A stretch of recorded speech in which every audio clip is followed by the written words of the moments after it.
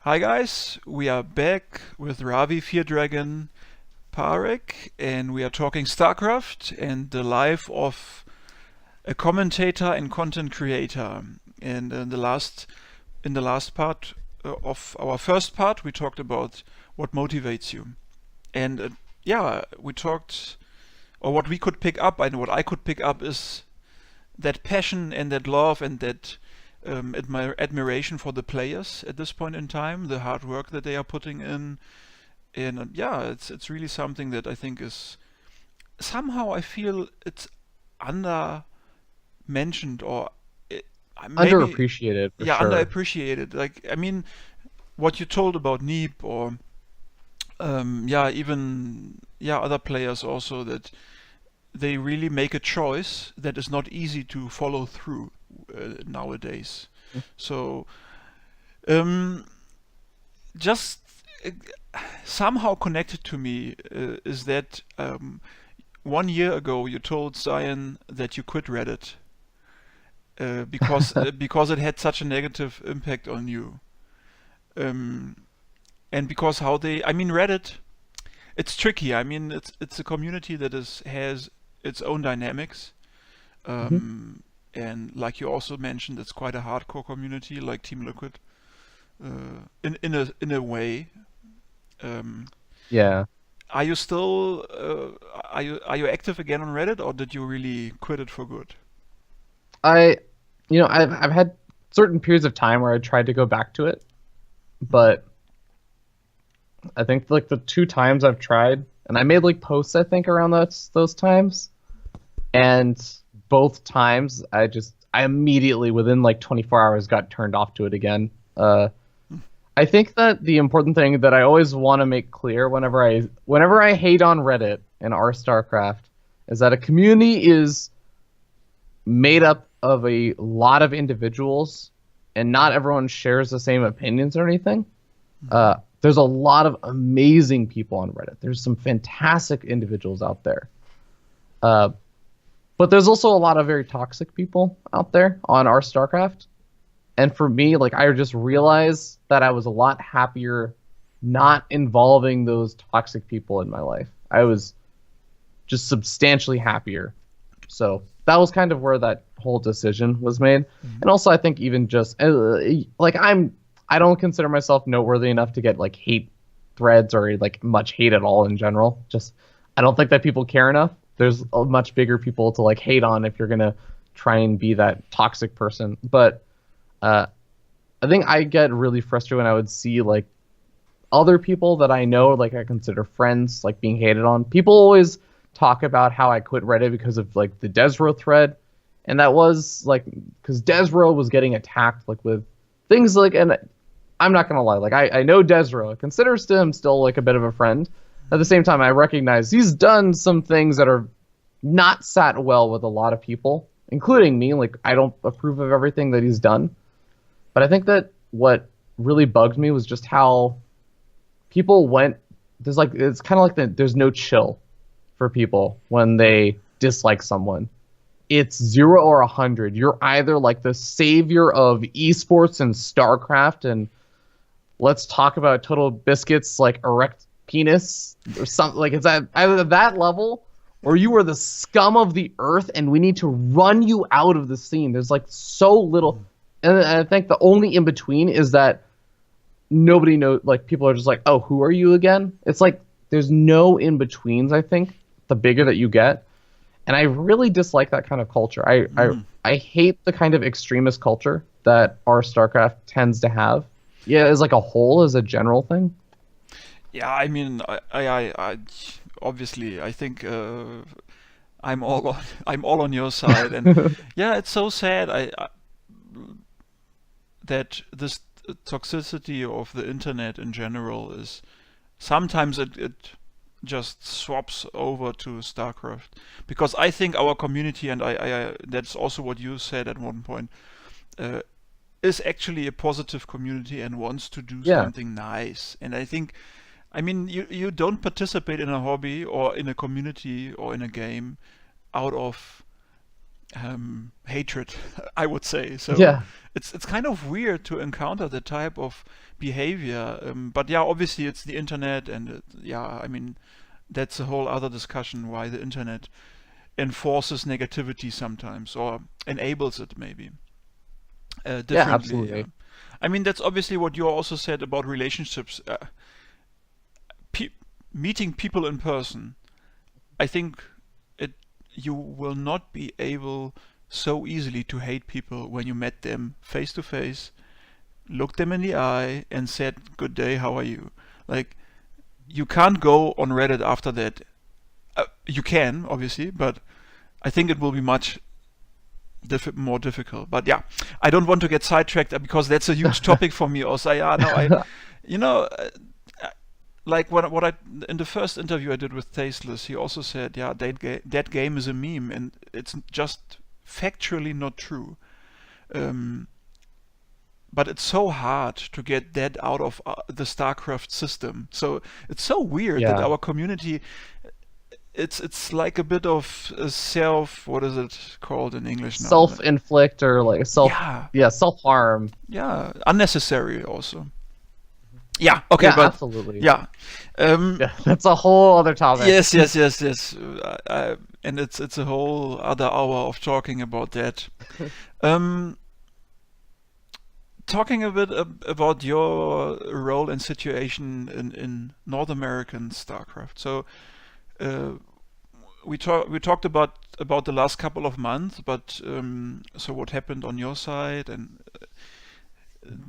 but in general, you have been active on North America like for ages now. You tried some very cool stuff. I mean, the breakout, the what is it? Breaking The out and balance breakout battles. invitational. Yes, Oh God, balance I battles. still like the idea. Seriously, I think you should bring A it Team back. Liquid thread's still there somewhere. It has like a giant Excel spreadsheet of like for those who don't know what we're talking about. It was an idea where you had a chart where any level player could play versus any level player. So like, if you have a Gold League player versus like a Masters League player, whatever's the higher league player will just get a handicap. And like you look up your handicap from this chart to make it even. Uh, Nice, totally some of awesome. those games got a little memey though. But still, so I mean such a nice idea. And um, so you have been actively involved in the North American community, and you have tried to do something, and I mean obviously some of it worked out, some of it didn't work out. At this point in time, I consider you an expert on the North American scene. How is the situation from? Uh, Yeah.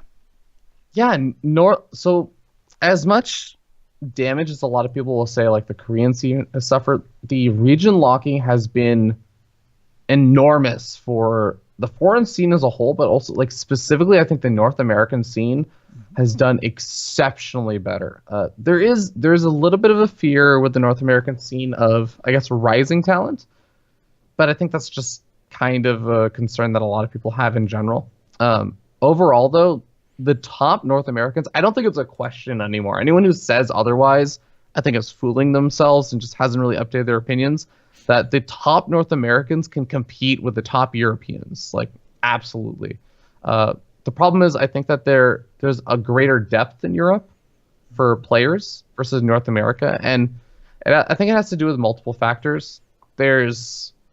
I think one of the big ones is that it's a bit easier economically or socially to take time off from school or whatever to not that it's like the easiest thing in the world to do in Europe, but taking time off or like going into esports or StarCraft and becoming a player for a period of time in North America, I think is very difficult.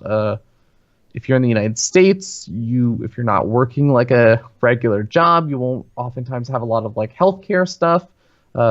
There's all sorts of issues with that. The schooling and the education costs of trying to go back into like school after you've retired as a player or something makes it really, really difficult to justify going in as a player unless you're actually NEEB levels of I'm winning $200,000 a year.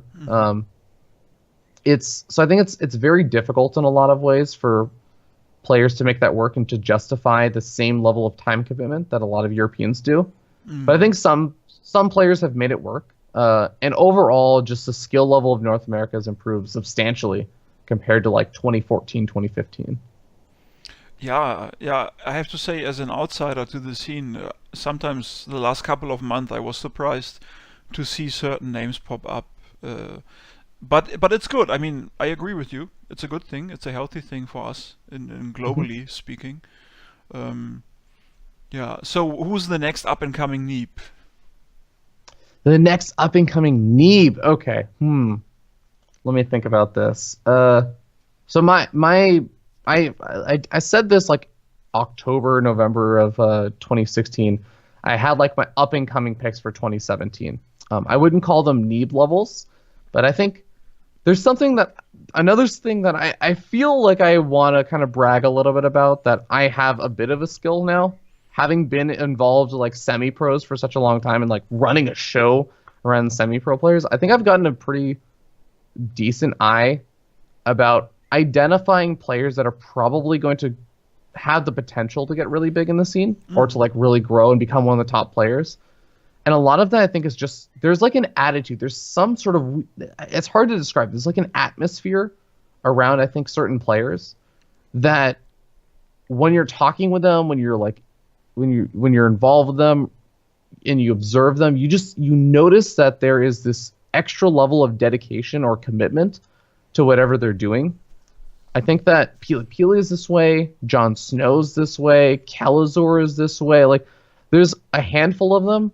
Of course, Neve is this way, but like, they really, really are driven and motivated to get a lot better. It's not always in the most clear way. Like, the way that, for example, Game Time is one of my picks for like 2017. I thought he was going to just do exceptionally well and break out, and actually, go figure, DreamHack Austin, he does actually really well. He makes it to group stage 3 and he ends up like beating Euthermal and stuff. Ends up getting knocked out in their third group stage because I think he almost beat, who was it, Drogo or somebody else. He like took game 1 off. I think it was like Showtime or something. He like took game 1, lost game 2 and 3. But I think that there's definitely like just a weird, like, again, I have such a hard time describing it, but there's just like an atmosphere of dedication, and the way that they express it. Like, Game Time's a very, very thoughtful person. Sometimes to a bit of a fault, he gets in his own head, but he's constantly thinking and looking for ways to improve. And after a loss, whenever you talk to him after a tournament, he's just standing there like, I was thinking about this, this, and this, and how I wasn't playing my best, and I'm trying to figure out why wasn't I playing my best, and like, was it because of something happened earlier today? Like, he's so thoughtful about how to improve and like how to get better, versus Pili Pili, who I think is less like that. But Pili Pili is still a very driven person. You can tell when you talk with him that like how much it does mean to him, even if I think he feels much more relaxed in a lot of other ways about things. He's still very driven about it. So I don't know. It's like a weird atmosphere that you just get a sense of after like talking with up and coming players for like a long period of time. I'm sorry. I got so into that whole like line of conversation that I forgot what the question was. Who's the up and coming Neep? Oh yeah. But I mean, you mentioned some names now, players that you feel have at least the drive or are willing to invest time and energy to improve in the North American scene. So Pili Pili and Game Time you mentioned. That I think was for a lot of people a surprise to see that name pop up somewhere. So yeah, let's see how the rest of the year goes. I mean, there's not much left. There is now Montreal from the big stuff. I mean, Montreal is coming up, and then obviously BlizzCon. The one other name I will also say, by the way, is Future. Future, I think he's definitely got some problems, I think, with BM sometimes. He's apologized to me about like after like some of the BM he's tossed out during like events and stuff that like I've seen her run or like commentated. But for the most part, I actually think that he is going to be, I hope not to the full degree, but I think he's going to be a lot like Xenocider, where he's just like a bundle of talent that I hope really gets tapped into. I just hope he doesn't go full Xenocider and just like not really care about the game. But I think he has like an exceptional amount of talent. Okay. So look out for So future. we will try to keep our eyes on them and see what happens. Yeah. But regarding to that also, how do you see? You talked about region lock. You talked about the WCS system that helped NA. But at this point in time, how do you see the system? What would you change if you could? Should we Yeah. change something or not? Or Um, it's a bit of a hard question because like there's like the whole unlimited budget, like no restrictions. If you could change something, would you? Versus the like in the current status, like if you just had to change the organizational way that something was done, how would you change things? And honestly, one of the big things that I really think would be a good idea, and this is very much based off of like speculation. Don't read too much into this as like, oh, I know some behind the scenes knowledge, but the sense that I get is a lot of the time Blizzard is very much held kind of hostage by a lot of the major tournament organizers. In some ways, like I don't think that like DreamHack or IEM are necessarily against the growth of StarCraft. I think that they do enjoy running StarCraft events and everything, but for them, it's like it is a value proposition at the end of the day, and StarCraft isn't always going to be one of the number one things for that. So I don't think we can really just rely on that always being the case. That like it always makes sense. Blizzard is doing their best, I think, to try and incentivize them with like the WCS system to like run these events. But I do really wish that Blizzard also invested more time into bringing up smaller like LAN events and like smaller tournaments. So I think there's like, for example, in North America, like I can name some examples pretty easily. Like there's the Psystorm Cup that's obviously really great. Cheesadelphia is another amazing example. Kings of the North is another really great example. And I haven't talked with the KJ from like owner of Psystorm who does Psystorm Cup, but like I've talked with like organizer for Cheesadelphia, Joe. I've talked with Drekken from Kings of the North, and like both of these people would love to grow the organization to the point where they could run like actual official WCS events. And if Blizzard invests the time into like helping those kind of organizations grow into that sort of level of thing, even if it's smaller WCS events, I think you're starting up a foundation for the future and the longevity of StarCraft.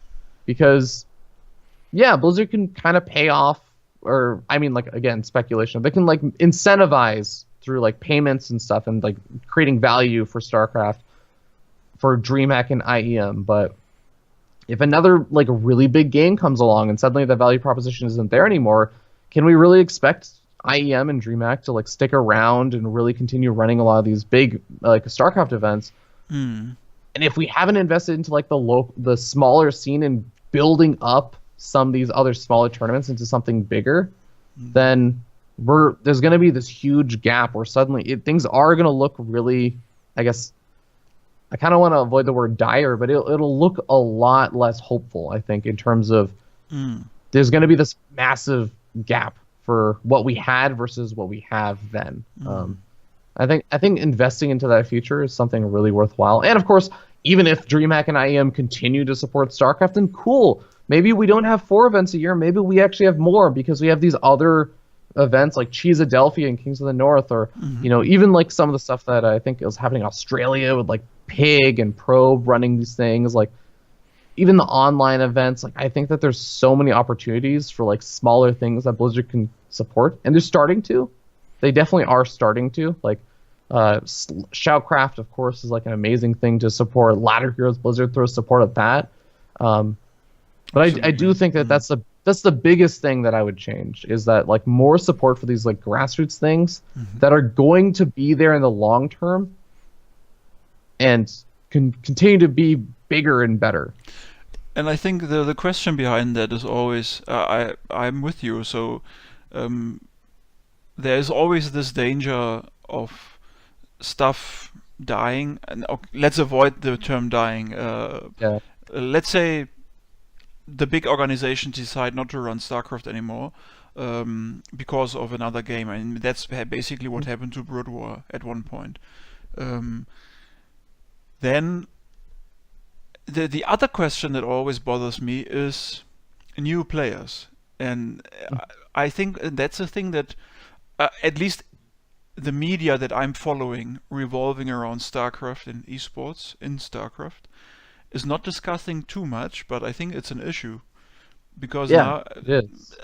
I don't see younger players picking up the game, and somehow I feel that what you are mentioning makes a lot of sense to me, but because up until now I believe that nothing beats a grassroots event like Philadelphia or something like that. I mean, I couldn't watch it because of the time zones too much, Yeah, yeah. but what I watched was such a nice atmosphere, and it reminded me of my younger days. I mean, I'm an old guy already, 36 now, so but I think that's where you pick up the passion for a game, no matter what type of game, or obviously Yeah. through your friends. But I mean, it, not to go too deep maybe into that, but what do you feel besides the grassroots events? What could maybe open up the game for younger players again? So, I guess to really quickly touch upon what you're saying with the grassroots events, because I do feel like that would be my first answer to this, Mm-hmm. is that Mm-hmm.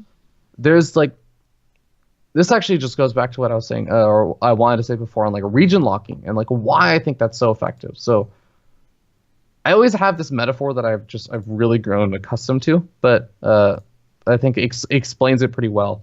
So imagine you have 40-foot wall that you need to like climb. If you have a set of stairs, like of very different heights, like let's say you have a set of stairs and each step is 10 feet tall, and you have to go up all 40 feet.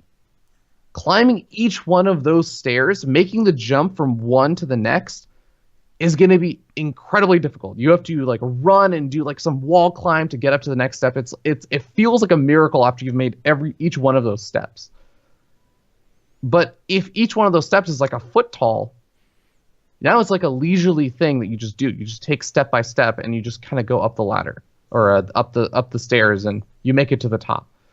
And making it to the top, I think, is like if you say that the top is like being the epitome of the top level of StarCraft, then the more steps that you have in between, the easier it is to progress to that point.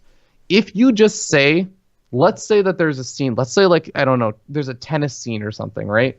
Or I don't know, let's say like you're getting into like professional swimming and racing.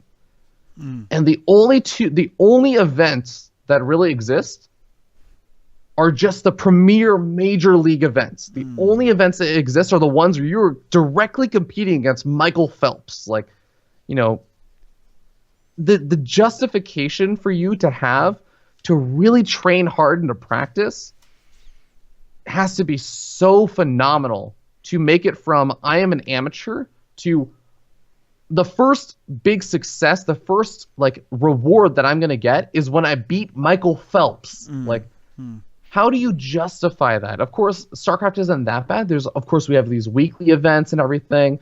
But still, like, it's also really difficult because unlike traditional sports, in StarCraft, and I guess even unlike fighting games and a lot of other things, it's a global thing. If I run a weekly tournament, and there are plenty of weekly tournaments out there, you can actually just straight up have innovation or zest or, you know, Nurchio and a laser, like people who are considered legends in the game right now, just sign up. And what hope do you have in this kind of weekly event of trying to win $25? Like it's so difficult. And I think that's one of the big things about region locking that helped is that sorry, I know this is a really long tangent, but to me, I think it's like the really big part of the answer is that having those intermediate steps where you're not just competing against the highest level justifies you doing something and getting a reward. And not everyone's going to make it all the way up the stairs. Some people will stop halfway, and that's where they're content with being. They don't want to be the best in the world. They just want to be really good. But I think creating more of those steps, like having grassroots LAN events where, yeah, you aren't just going to have like random, I guess, Koreans or like Europeans or something like flood on in, or even sometimes a lot of the North Americans. Like Cheesadelphia, I love it to death, and it's definitely grown a lot. Where the last one you had like a lot of the top North American talent, but even some of the previous ones, I'd be lying if I said all the top North American players were there. There was only a few, but it was such a. You talk with some of those NA players, you talk with some of those like semi-pros and the amateur ones, and that's what gets them going. That's where I would see some of the kind of players that they aren't necessarily new players to StarCraft, but they were people who were only semi-invested into like being really good. Like maybe they were low Grandmaster or something, or even like high master, and that's where they got that motivation, saying like, I did actually pretty well, or like I had a really close series versus this really good player. Maybe I can make this work. Maybe it is possible. Versus, if you go to sign up for a tournament, it's like, cool, I got Beyond. You shut me down. Well, I guess, and it's like the first thing that comes to mind is just like, this is the difference in our level. It's just an unbridgeable gap. I can't do it. Yeah, I like the idea, and I like the picture that you're using. It makes a lot of sense to me. So yeah, let's see how it goes. I mean, the future of StarCraft is quite open for me, I think, personally. I think there's still a lot of potential and a lot of things to come. And like you said, Blizzard is invested in it in a good way for me.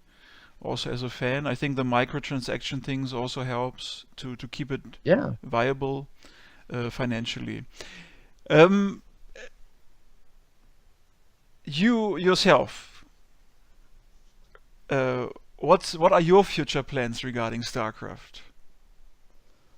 I guess kind of keep doing what I'm doing. I mentioned this before. We talked about like how I'd love to be able to commentate premier events just as like just being one of the regulars or something. That'd be a dream for me.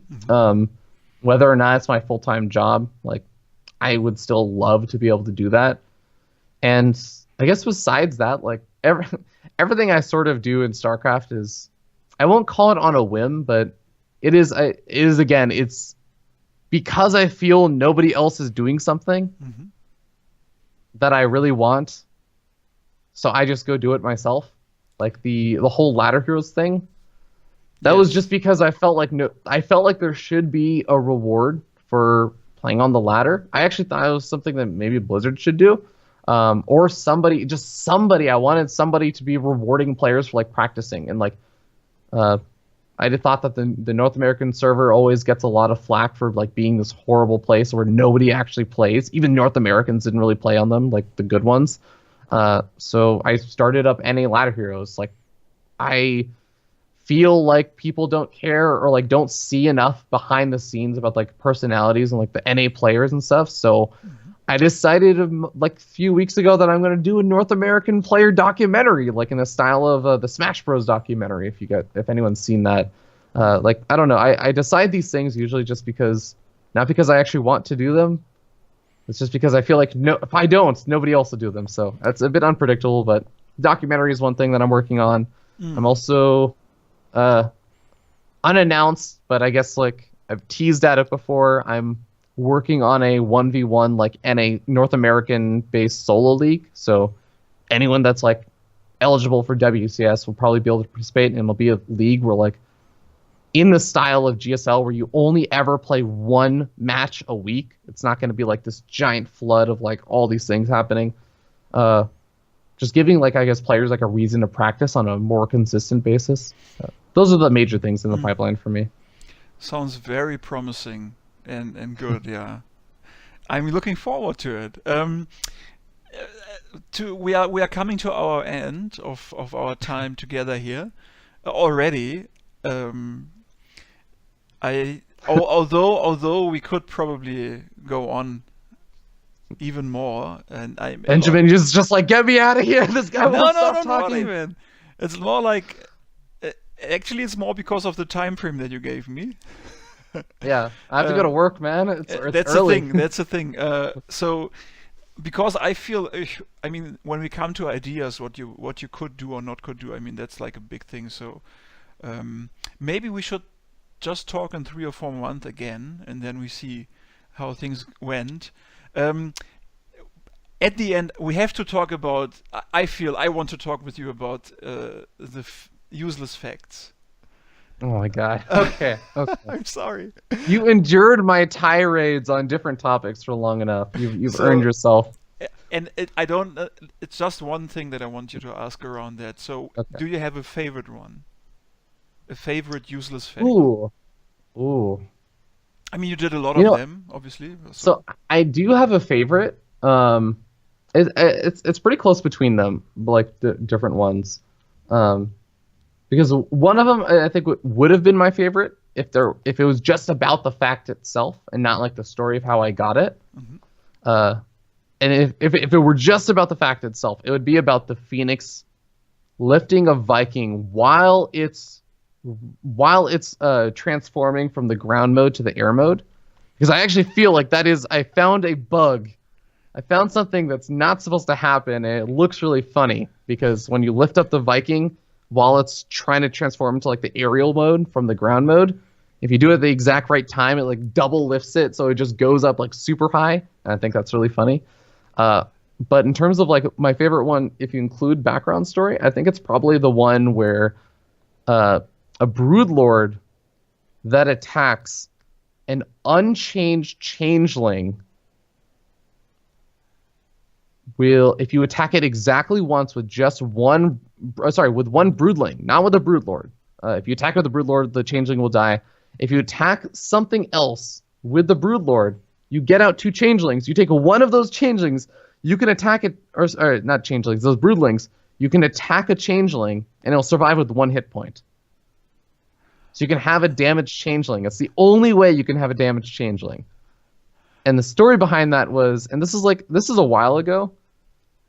I consider myself now to be friends with Scarlet, but at the time, like I was kind of like on that edge of like, oh, I've talked with her a few times, I've like interacted with her and like tried to run tournaments and stuff with her, but I wasn't really like super friendly with her or anything. And she just messages me out of the blue like, hey, I got some useless facts for you. It's like not just one, but she gives me that one. And she's like, and if you EMP it, if it's a zealot, it'll die. But if it's a zergling or a marine, nothing will happen with the EMP. It's like, she just started giving me this huge list of things. And like, we're both sitting there in the unit tester, like exploring this new discovery of like the changeling with 1 hit point. So to me, that was just like so much fun. Cause it was like, awesome person who I seriously look up to and respect is like Scarlet, man, what a legend, but also just like the kind of enjoyment of honest enjoyment of discovering things in StarCraft, which is so I love just messing around a unit tester, like having fun and talking about things. So that's my favorite. Thank you so much for that. And I mean, but I also want to add that um, for me, it is very important to mention that at the end that obviously you got famous a bit for that, but what I find much more good, and I'm very happy that we could do that today, also to talk about all the other work and passion that you're putting into the game. And obviously your biggest one, the commentating. So let's hope to see you soon on that. Any last shout outs from your side? Anything you want to add? Closing notes? Yeah, I want to give a huge shout out to you. Thank you so much because Yeah. I was telling you about this earlier, but like every other day, I will just shoot a message to like Cyan because he's the other person who does like a lot of like the long form interviews and everything. I'll just be like, hey Cyan, so when's the next interview? Because I want content. There's just like not enough content in StarCraft, and you are making it happen. You're making it happen at like an incredible rate. Like you're doing so many interviews so quickly. I really appreciate that. Like you have actually made my week most of the time because I'm just like, I get an interview with Maynard, and then I get an interview with Kalazor, and I get an interview with all these other people in 1 week. Like you're a legend, Benjamin. Thank you so much. Thank you. But yeah, and big shout out to anyone that's just like creating content or interested in creating content because I think again like there's Yeah, I think there's a huge stigma, and it is not easy to make content in StarCraft and to see like an immediate reward. But if you find something that you do think should exist, like consider just going out and trying to make it, because getting into it is actually really easy to do.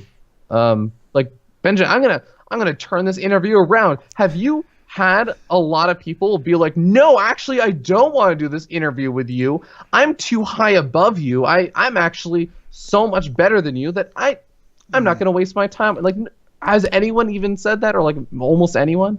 Yeah, No, no, people are no. super friendly. Yeah, totally. And I mean, and that's why I keep asking people about that, because I feel that. So thank you so much for that, and thank you very much for your kind words. And I'm not sure I can keep up the rate because I think I really just got a lucky run, and I feel that let's see how it goes the next weeks. Um, Yeah, the only thing that happens is that people say, "Sorry, man, I really can't. I don't have yeah, time." yeah. But they are not obviously not It's not one malicious or anything. Yeah, exactly that malicious thing, or what you mentioned, the old boys club or whatever. This There are some pictures floating around in our community that I just can't understand because they don't make sense to me, because I feel they are somehow weird perceptions of I don't know how people make these things happen in their mind. Yeah, yeah. I mean it's all about positivity, and I thank you for your words, and I think it's yeah, just keep doing content and making good stuff that we like. I think that's the most important thing. Um, Thank you so much for your time, and thank you so much for your words and your ideas, and I hope the people tuning in will enjoy.